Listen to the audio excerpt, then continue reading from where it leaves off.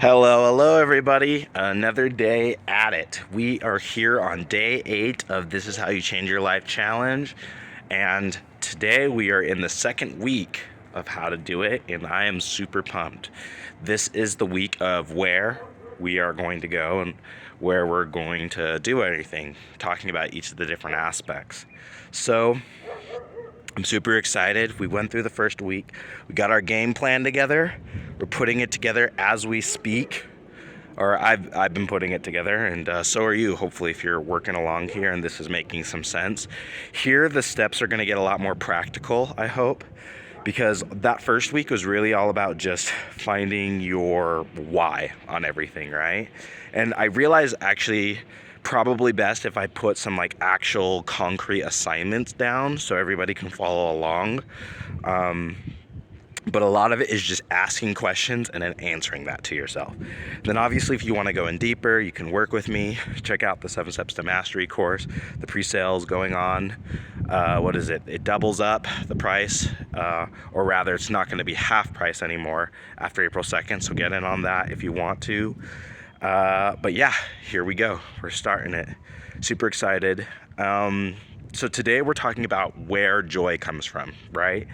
And because the first day, or whenever we're starting out a process, right, the 7-step process, you have to start with the joy and that emotion, because that's what motivates you to get going, right? So a lot of times we are talking about transformative change versus iterative change. Now, let me explain the difference, right?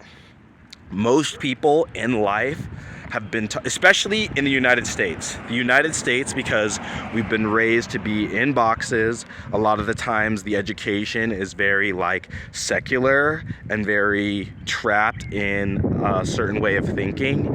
A lot of the change and the dynamics you've been given, I'm turning back now because it is raining and I don't want to get rained on. The idea is iterative change, right? Or iterative transformation, iterative change, iterative transformation, right? So what that is means that something builds on something else, but it's ultimately always coming from an origin point. And what that means is you can never pick a new vector or position of change, which means there's always going to be a copy or an improvement of a copy, but it's never an original, right? And the difficulty with that is it's safe.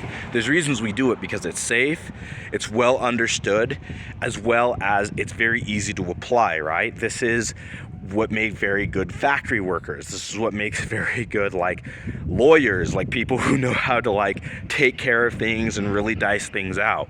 The difficulty with that is when you're trying to create true transformation, you can't work in a paradigm of iterative change, not to start. You do that afterwards, right? But when you're trying to start, you've got to come from complete originality, right? So in order to do that, you have to start from this place of joy, this place of play, this place like a child, right? You really have to be very childlike when you start this process, and this is where we start. So a lot of the times when you're thinking about, okay, so I've decided why I want to do all this. Why last week? So why joy for me? Last week I was talking about making a difference and change for my mother, living a different lifestyle, not having to be so alone all the time.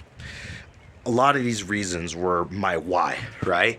So now where do I find that? Well, for me, I find it in the things of my childhood. Being able to, there was a game that I played with my brother.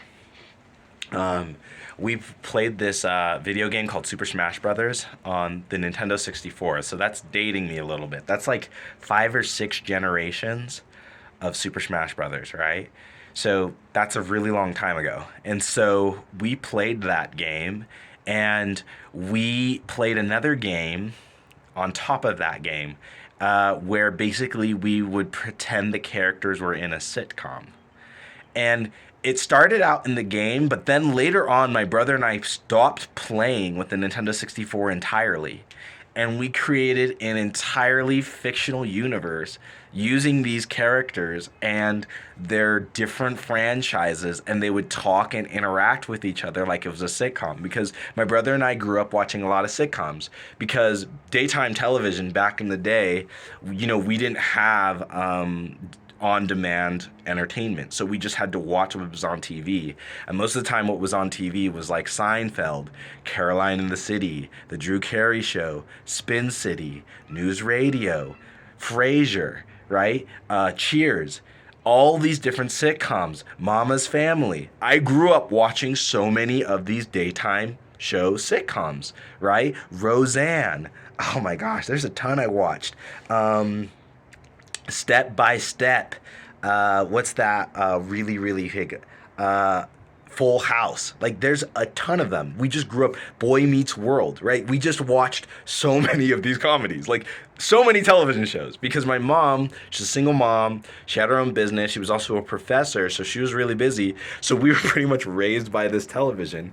And yeah, we sat in front of this television and we would watch all these sitcoms. And so watching sitcoms and playing Nintendo games was this beginning of this blend of this strange sort of role play my brother and I would do, where he would pretend to be like Link and I would pretend to be Yoshi. And we built this entirely original world based off of these characters.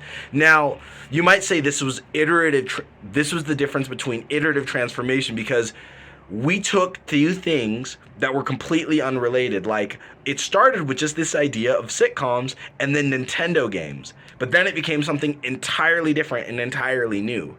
So eventually it became where Yoshi was like a multi-billion-dollar entrepreneur who owned all these different businesses, and he had this company called Yoshiko. And Link, who was his old childhood friend, but a bit of a bum because he wore green, so he was just really into like hippie green stuff. Like, that's why I like a lot of these toques, because it reminds me of Link, because I would usually play Link. And Link was just kind of like a pothead, right? And would just hang around. And he was married to Malin from Ocarina of Time, if you guys remember this, right? So he was married to Malin, and he worked in a club, the Bongo Club, and he would serve spiked milk. It was hilarious. It was dumb. Like, it was just, we were like 10, 11 years old coming up with this stuff. But even now thinking about it, it's so much fun. I had so much fun playing this game. And it was just this completely different world.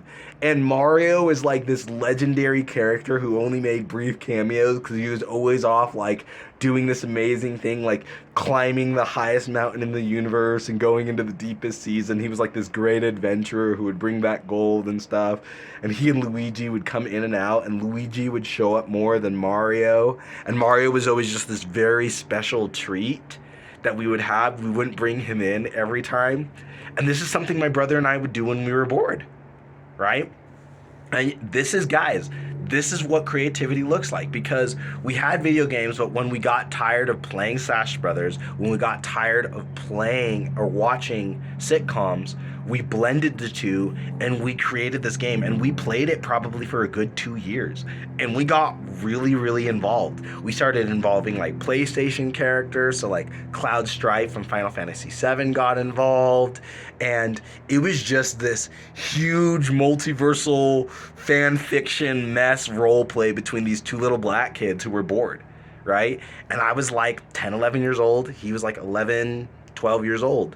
And we were just doing these role plays, and we would pretend to be these characters like Captain Falcon and Zelda, who was actually Link's sister in this continuity, were dating, and they would date and they would break up, and Fox McCloud from Star Fox was like best friends with Captain Falcon, and they lived in Falco's house, and like Captain Falcon could never hold down a job, and Samus Aran, who was Zelda's best friend. Like, guys, we had this whole tapestry of relationships, and we would just play over and over and over again, right? And this is where a lot of my inspiration for wanting to write and create these different sort of multiversal worlds comes from, right?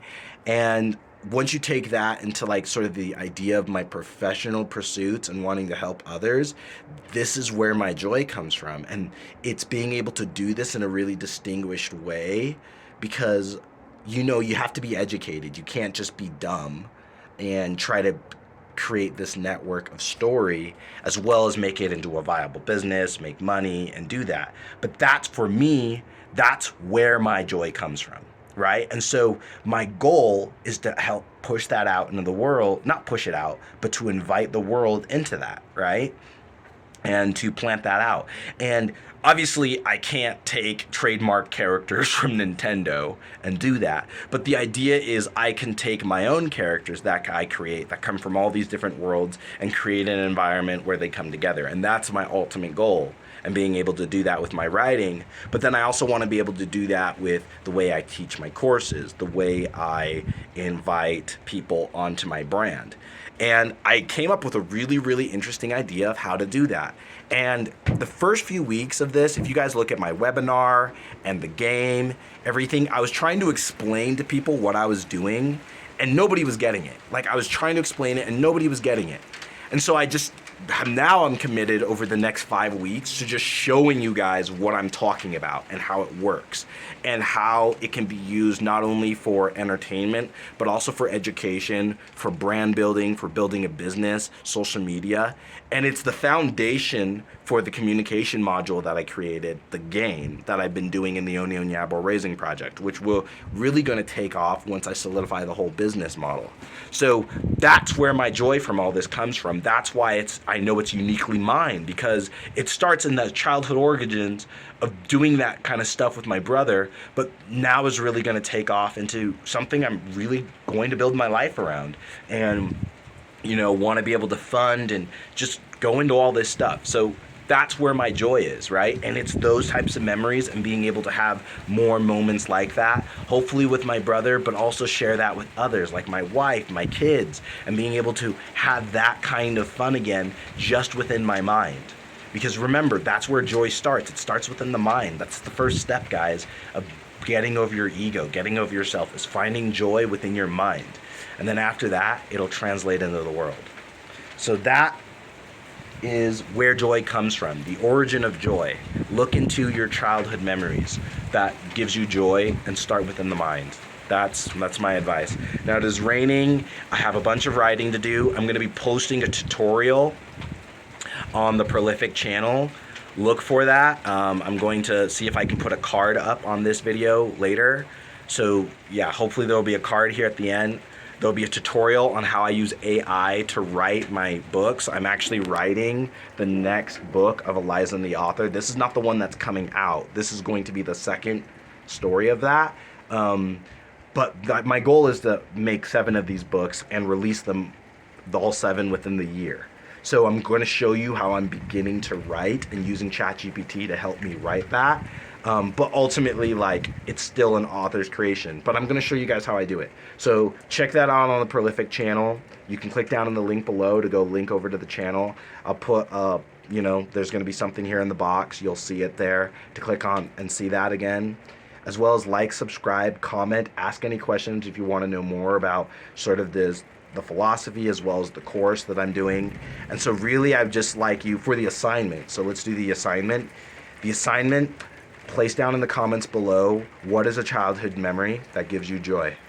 Let's start there. All right. So thanks so much. Like, comment, subscribe, and I'll see you guys tomorrow.